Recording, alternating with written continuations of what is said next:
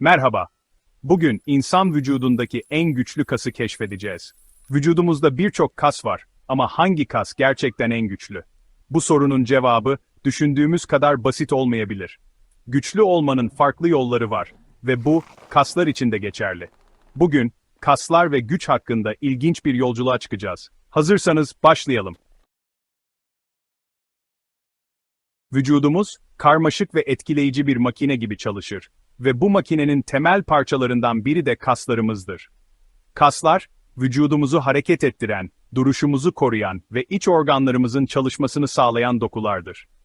Peki, bu kadar önemli olan kaslar, gücü nasıl üretir?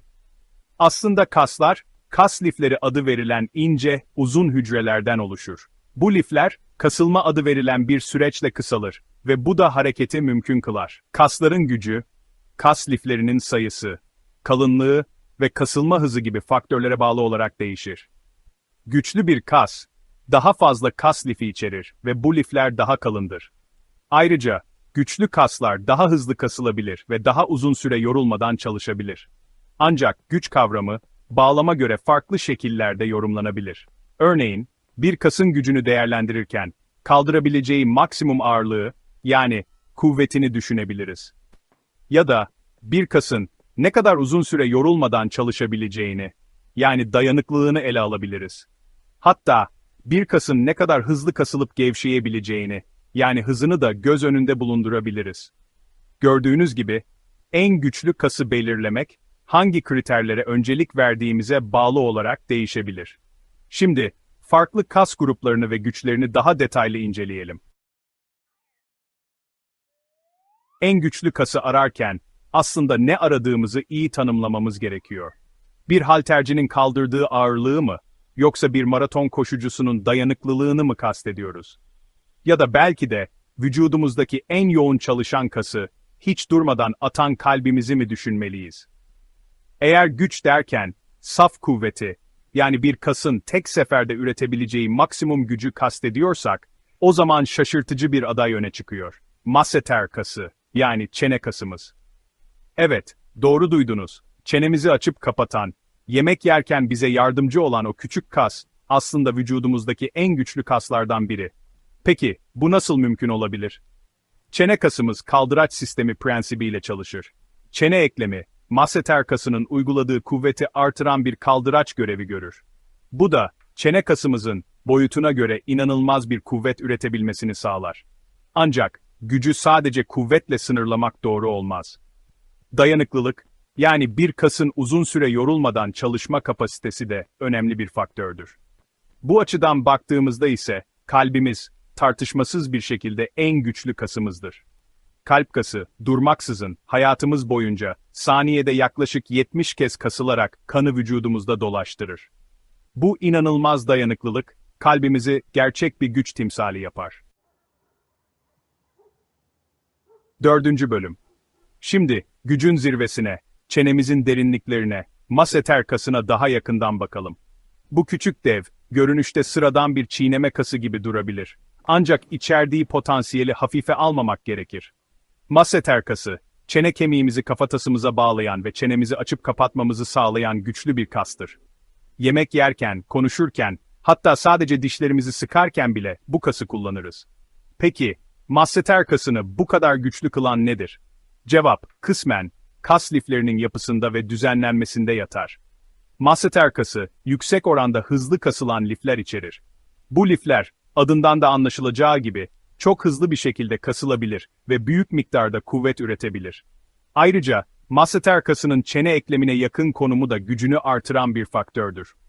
Çene eklemi, bir kaldıraç gibi çalışır ve masseter kasının uyguladığı kuvveti artırır. Yapılan araştırmalar, masseter kasının doğru koşullar altında inanılmaz bir kuvvet üretebileceğini göstermiştir. Hatta bazı tahminlere göre masseter kası 90 kilograma kadar bir kuvvet uygulayabilir. Bu, çenemizin küçük bir mengeneyle kıyaslanabilecek kadar güçlü olduğu anlamına gelir. Ancak, masseter kasının gücünü abartmamak da önemlidir. Bu kas, maksimum kuvvetini sadece kısa süreler için üretebilir ve sürekli olarak bu kadar yüksek bir kuvvete maruz kalması, çene ekleminde hasara yol açabilir. Bölüm 5. Güçlü kaslar aleminde. Bir diğer önemli durağımız ise kalça bölgemiz. Burada vücudumuzun en büyük ve en güçlü kaslarından biri olan gluteus maximus hüküm sürüyor. Gluteus maximus, kalçamızın şeklini veren ve bize dik duruşumuzu kazandıran büyük, kaslı bir yapıdır. Bu kas, yürüme, koşma, zıplama gibi birçok günlük aktivitede hayati bir rol oynar ve vücudumuzun alt kısmındaki gücün ve hareketliliğin merkezidir. Peki, gluteus maximus'u bu kadar güçlü kılan nedir? Öncelikle, bu kasın boyutu ve kalınlığı, gücüne önemli bir katkıda bulunur. Gluteus maximus, vücudumuzdaki en büyük kaslardan biridir ve bu da daha fazla kas lifi ve dolayısıyla daha fazla kuvvet potansiyeli anlamına gelir. İkinci olarak, gluteus maximus, vücudumuzun hareket etmesi için gerekli olan temel eklemlerden biri olan kalça eklemini kontrol eder. Kalça eklemi, vücudumuzun en güçlü eklemlerinden biridir ve gluteus maximus, bu eklemin hareketlerini kontrol ederek, yürüme, koşma, zıplama gibi aktiviteler sırasında büyük miktarda kuvvet üretebilir. Üçüncüsü, gluteus maximus, vücudumuzun dengesini ve duruşunu korumada da önemli bir rol oynar. Bu kas, pelvisimizi stabilize ederek, omurgamızı destekler ve vücudumuzun dik durmasını sağlar. Gluteus maximus'un gücü, sadece fiziksel aktivitelerimizde değil, aynı zamanda genel sağlığımız için de önemlidir. Güçlü kalça kasları, bel ağrısını önlemeye, duruşumuzu iyileştirmeye ve atletik performansımızı artırmaya yardımcı olabilir. Bölüm 6. Güçlü kaslar yolculuğumuzda, şimdi de vücudumuzun en çok çalışan bölgelerinden biri olan bacaklarımıza yöneliyoruz. Bacaklarımız, günlük hayatta sayısız aktiviteyi gerçekleştirmemizi sağlayan karmaşık yapılar ve bu yapıların temel taşlarından biri de quadriceps kaslarıdır. Quadriceps, uyluklarımızın ön kısmında bulunan ve 4 ayrı kastan oluşan bir gruptur. Rectus femoris, vastus lateralis, vastus medialis ve vastus intermedius.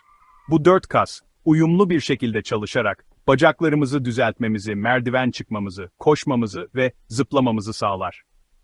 Quadriceps kasları, vücudumuzun en büyük ve en güçlü kas gruplarından biridir ve bu güçleri günlük hayatta gerçekleştirdiğimiz birçok aktivite için hayati önem taşır. Örneğin, yürümek gibi basit bir eylem bile quadriceps kaslarının gücüne dayanır. Her adım attığımızda, quadriceps kaslarımız, diz eklemimizi düzeltmek ve vücudumuzu ileri doğru itmek için kasılır. Quadriceps kaslarının gücü, sadece yürümekle sınırlı değildir. Koşma, zıplama, merdiven çıkma gibi aktivitelerde, quadriceps kaslarımız daha da büyük bir kuvvetle çalışarak bu hareketleri gerçekleştirmemizi sağlar. Sporcular, özellikle de koşucular, futbolcular ve basketbolcular gibi bacak gücüne dayanan sporlarla uğraşanlar için güçlü quadriceps kasları, performanslarını doğrudan etkileyen kritik bir faktördür. Ancak quadriceps kaslarının gücü sadece sporcular için değil, herkes için önemlidir. Güçlü quadriceps kasları, yaşlandıkça hareket kabiliyetimizi koruyarak, düşme riskini azaltarak ve genel sağlığımızı iyileştirerek daha aktif ve bağımsız bir yaşam sürmemize yardımcı olabilir. Sonuç olarak, insan vücudundaki en güçlü kası belirlemek, düşündüğümüz kadar basit bir cevapla sonuçlanmıyor. Çünkü güç kavramını nasıl tanımladığımıza bağlı olarak farklı kaslar öne çıkıyor. Masseter kası, çene kasımız, uyguladığı kuvvet açısından şaşırtıcı bir güce sahip.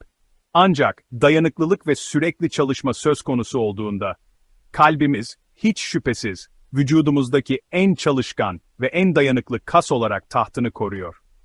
Gluteus maximus ve quadriceps gibi büyük kas grupları ise, vücudumuzun hareket etmesi, dengede kalması ve günlük aktivitelerimizi gerçekleştirmemiz için gereken gücü sağlıyor. Gördüğümüz gibi, her kasın kendine özgü bir rolü ve önemi var. Vücudumuz, bu kasların uyumlu bir şekilde çalışmasıyla hareket edebiliyor, dengede kalabiliyor ve hayati fonksiyonlarını sürdürebiliyor. Eğer videomuzu beğendiyseniz, lütfen kanalımıza abone olmayı unutmayın. Bir sonraki videomuzda görüşmek üzere.